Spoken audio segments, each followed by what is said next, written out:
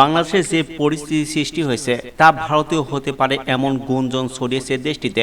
এবার এই গুঞ্জন নিয়ে প্রতিক্রিয়া জানিয়েছেন দেশটির কেন্দ্রীয় পর্যটন মন্ত্রী গজেন্দ্র সিং শেখাওয়াত। এটা বাংলাদেশ নয়, এটা নরেন্দ্র মোদীর ভারত বলে মন্তব্য করেছেন তিনি। গতকাল শনিবার 10ই আগস্ট বিমানবন্দরে সাংবাদিকদের তিনি বলেছেন, দুর্ভাগ্যবশত কিছু লোক বাংলাদেশের পরিস্থিতির সঙ্গে মিলিয়ে ভারতকে নিয়ে বিরূপ মন্তব্য করেছেন, কিন্তু তারা সম্ভবত জানে না এটা বাংলাদেশ না, এটা ভারত ও মোদীর ভারত।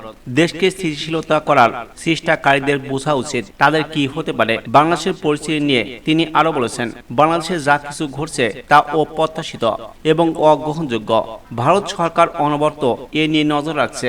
আইন শৃঙ্খলা ব্যবস্থা ঠিকঠাক হলে সেখানকার পরিস্থিতির উন্নতি হওয়া সম্ভব। যদিও সাংবাদিকদের কাছে এমন মন্তব্য করার সময় কারো নাম উল্লেখ করেননি তিনি। তবে তিনি কংগ্রেস জ্যেষ্ঠ নেতা সালমান খুরশেদ এবং মণিশঙ্করের আয়ের সম্পত্তি করা মন্তব্য জবাব দিয়েছেন বলে মনে করা হচ্ছে। গত মঙ্গলবার এক অনুষ্ঠানে খুরশেদ বলেছিলেন, যদিও সবকিছু স্বাভাবিক মনে হচ্ছে, কিন্তু বাংলাদেশে যা ঘটছে তা ভারতেও হতে পারে। এছাড়া আইআর ও বাংলাদেশের পরিস্থিতির সঙ্গে ভারতকে তুলনা করেছেন। অপরদিকে গত সপ্তাহে বাংলাদেশের স্বৈরাচারী প্রধানমন্ত্রী ক্ষমতাচ্যুত হওয়ার পর দেশ জুড়ে মানুষকে বিজয় উদযাপন করতে দেখা গেছে। অন্যদিকে প্রতিবেশী ভারতের সংস্কার তৈরি হয়েছে। দেশটির প্রতিদ্বন্দ্বী চীন মোকাবিলা ও ইসলামপন্থী বিকল্পগুলোকে বাতিল করতে শেখ হাসিনাকে সমর্থন করেছিল, এমনটাই বলেছেন বিশ্লেষকরা।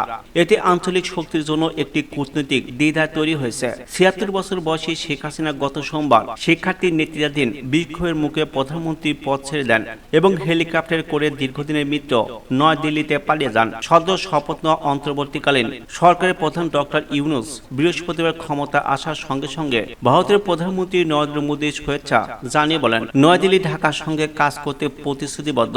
অন্যদিকে চীন ও ঢাকার নতুন কর্তৃপক্ষকে স্বাগত জানাতে তৎপর ছিল। ঢাকা শেখ হাসিনার প্রতিদ্বন্দ্বিতা ক্ষমতা আসার পর পুরনো সরকারের প্রতি ভারতের সমর্থন এখন তাদের জন্য বিপর্যস্কর বলে প্রমাণিত হচ্ছে। ইন্টারন্যাশনালের বিশ্লেষক থমাস কিন বলেছেন, বাংলাদেশের দৃষ্টিকোণ থেকে ভারত কয়েক বছর ধরে ভুল পক্ষে রয়েছে। ভারত সরকার একেবারেই ঢাকায় পরিবর্তন দেখতে চায়নি এবং বছরের পর বছর ধরে এটা পরিষ্কার করে দিয়েছিল যে তারা হাসিনা ও আওয়ামী লীগের কোনো বিকল্প পায়নি। বাংলাদেশকে প্রায় সম্পূর্ণভাবে ভারত ঘিরে রেখেছে এবং 1947 সালে ভারতীয় উপমহাদেশ থেকে বিভক্ত হওয়ার অনেক আগে থেকেই গভীরভাবে তাদের ইতিহাসের সঙ্গে জড়িত রয়েছে। যদিও ভারতের 140 কোটি জনসংখ্যা এবং বিশাল অর্থনীতি বাংলাদেশের 17 কোটি জনসংখ্যার তুলনায় আধিপত্য বিস্তার করে, শেখ হাসিনা চীনের সঙ্গে সম্পর্ক বজায় রেখেছিলেন। ভারত ও চীন বিশ্বের দুটি সর্বাধিক জনবহুল দেশ।